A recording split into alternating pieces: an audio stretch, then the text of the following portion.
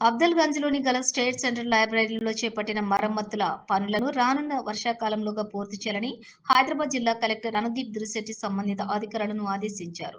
మంగళవారం హైదరాబాద్ అఫ్జల్గంజ్‌లో గల రాష్ట్ర కేంద్ర గ్రంథాలయంను కలెక్టర్ ఆకస్మికంగా సందర్శించి గ్రంథాలయంలోని అన్ని విభాగాలను పరిశీలించారు. కేంద్ర గ్రంథాలయంలో 5.5 కోట్ల వ్యయంతో చేపట్టిన మరమ్మతుల పనులను పరిశీలించి పనులను త్వరితగతిన వర్షాకాలం రాకముందే పూర్తి చేయాలని అధికారులను ఆదేశించారు. గ్రంథాలయమునకు అత్యవసరంగా కావలసిన వాటి కోసం ప్రతిపాదనను సమర్పించాలని గ్రంథాలయ అధికారులను కలెక్టర్ సూచించారు. ఈ కార్యక్రమంలోని అదనపు కలెక్టర్ కదిరవన్ పళని, గ్రంథాలయ శాఖ deputy director Srihari Shankar, HMDE Abhilash, గ్రంథాలయ chief librarian TGV Rani, senior librarian Kesari Hanumanthu, librarian Aparna తదితరులు పాల్గొన్నారు.